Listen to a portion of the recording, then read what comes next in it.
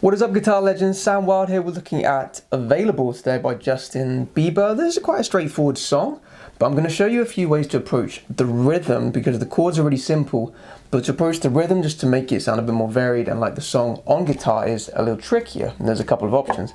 You want your capo on fret 3 for this. Okay, we've got 3 chords for the whole song, so let's look at those chords first and then we'll work through the structure step by step. Look at the different rhythms we can potentially use.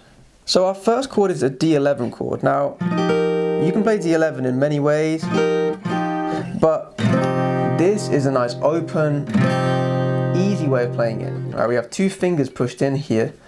Although the thumb is blocking the E string, if you make sure the thumb touches the E string, you don't have to worry about it vibrating very much.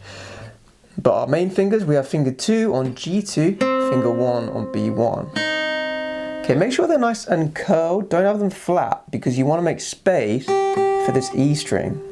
Right. So we can strum from the A string down, get this nice open D11 chord. Next we have G13, we're going to have 3rd finger on fret 3 of the E string, finger 2 here on fret 2 of the A string. Although you can block the A string if you want, it still sounds the same pretty much.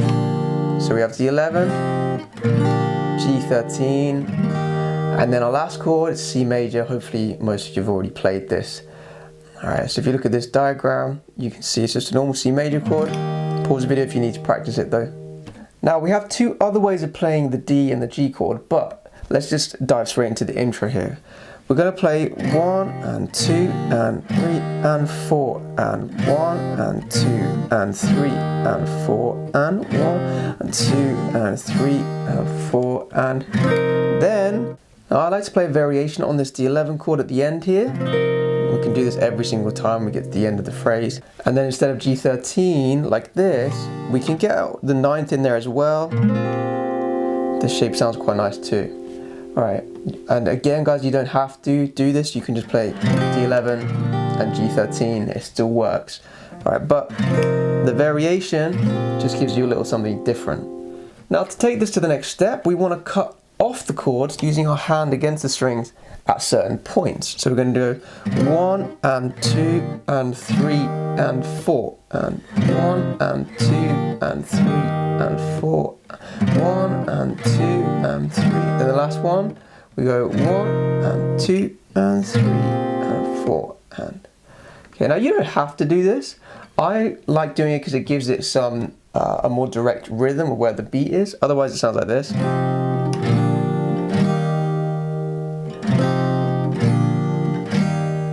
Okay, but in the song it's kind of going bwah, bwah, bwah, bwah, bwah. Because there's that fade out, we can kind of replicate that by cutting off the chord like this. So this first rhythm I've shown you here, we can use this for the intro, and then we can use it for that first verse as well. Thinking about you ain't always about me. Don't make any sense and you're being lonely. Hurry up and get in, now it don't speak. For those of you that want to take your playing to the next level, make sure you sign up to my premium membership website. You'll gain access to all my backing tracks, all of my lessons, and I'll teach you how to improvise, solo, and play advanced chords. Enjoy the rest of your lesson, guys. Now, when we get to the chorus, we're going to make the rhythm a little busier. So on to our second main rhythm here. And we're going to use this rhythm for most of the song, to be honest with you. So this is going to be quite challenging for some of you. I'm going to give you some tips on how to make this work. The first thing you need to realize is we're just playing 2 strums for the actual chords here. We're going.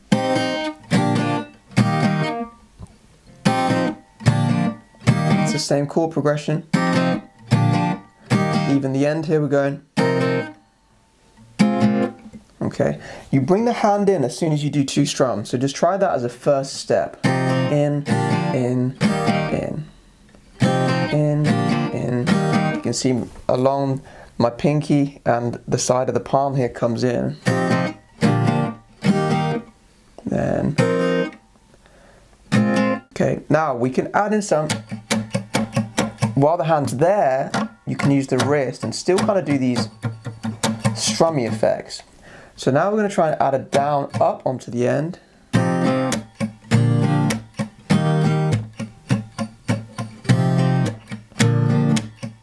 You see that?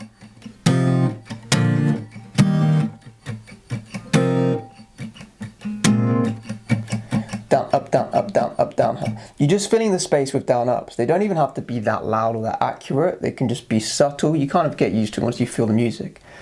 Okay, now the last step is to try and get that snare sound. Okay, now that's a little more advanced because after we play the C chord, our last chord, we're going to have to flatten the fingers here and move the hand away, so then we get a scratch sound because of this hand, not because of this hand touching the strings. So let me just do this slowly for you. We carry on as I've just shown you for most of this. It's only right at the end. Okay, so we do D, D, C. So it's on that 40-ander. That's when, as soon as we do the C chord, we're going to bring it to a flat hand here. So it's just resting on the strings to get that scratch. Now we're going to do the same thing to end this. So you can see I play the chord, bring the hand in, but then I do this, I have to flatten the fingers for the scratch, just like we did for the C chord. So you're just coming into that chord temporarily, then flat hand.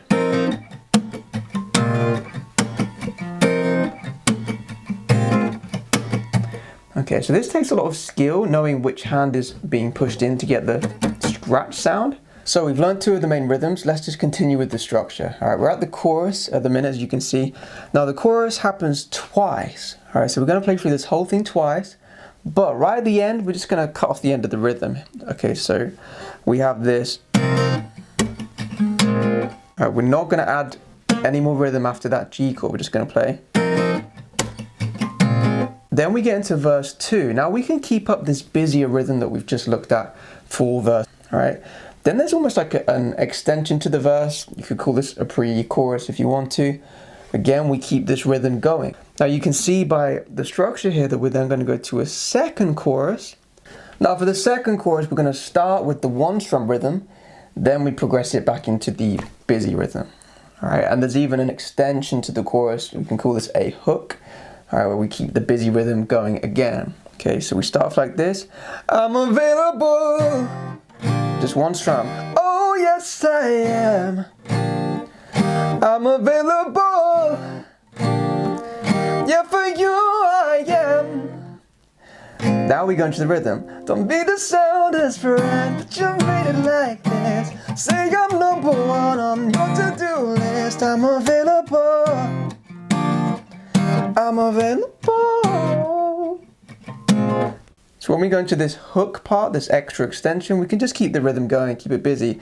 Got my arms wide open, arms wide open. Got my arms wide open, arms wide open.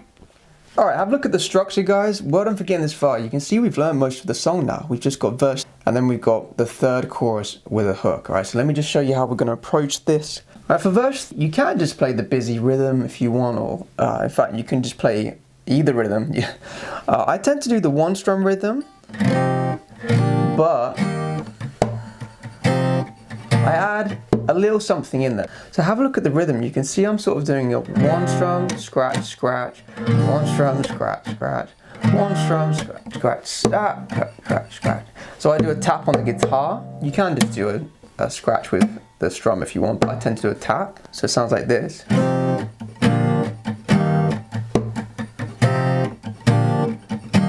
Just gives it a little something. So it's still like a one strum, but there's just a little something there, right? And at the end,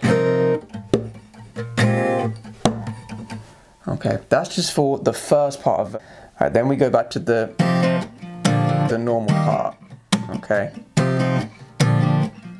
Now, when we get to this final chorus, which is chorus 3, we are actually going to start with one strum, just like the intro.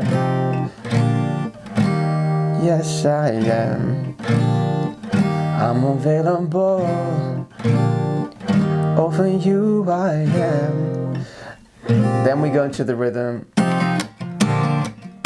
And we finish the chorus with the busy rhythm. Okay. Then there's also that extension, the hook. It happens again to finish the whole song. We have the got my arms wide open, arms wide open. Got my arms wide open, arms wide open. Okay, you can finish just on that chord. There's not really like an ending to the song, it just suddenly finishes. So I tend to just do, I just finish on that chord. I think it sounds quite nice to do that.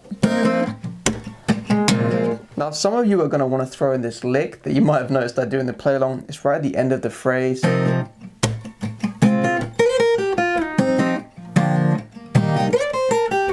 can either do that. You know, you can do anything with this. The one I do in the play along though is at the end of the phrase. Okay, so all I do, get the third finger on the E string, 3rd fret. You're going to pick and then slide up 2 frets. And then I pull off to the 1st finger, 3rd fret. Then go to the B string. Same fingers, right? Then you slide down a fret. There's 5 notes. 1, 2, 3, 4, 5. Okay. So you do pick, pull off, down, up, slide down with that 1st finger. Then you're ready for the next chord. Now the timing is a little tricky. What we're going to do, so you can hear I'm going 1 and 2 and 3 and 1 and 2 and 3 and 3 and 1 and 2 and 3 and. Alright guys, so this song is both simple and complicated depending on how you want to approach it, depending on how advanced you are. You can just kind of simplify things. Right, the play along is coming up though, so when you start to play along with me, you'll kind of get a better feel for this. Alright, so just really take your time with each section and you will get there, I promise you. Alright, if you found this lesson helpful in any way, please give it a like, make sure you subscribe as well, hit the notification bell icon. Alright, good luck with the play along guys, I'll see you in the next lesson. 1, 2, 3, 4.